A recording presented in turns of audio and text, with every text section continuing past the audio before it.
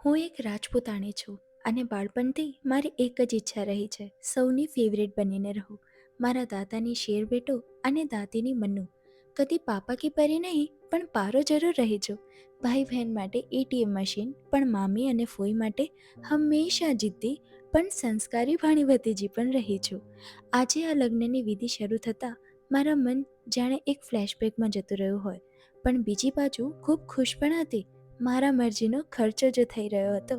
ભગવાન શિવના આશીર્વાદે જેમ કુલદેવીજી અને ગણપતિજીનું પૂજન શરૂ કરી એક શાંતિ અને આશીર્વાદ મળ્યો હોય તેવું અનુભવ થતો હતો.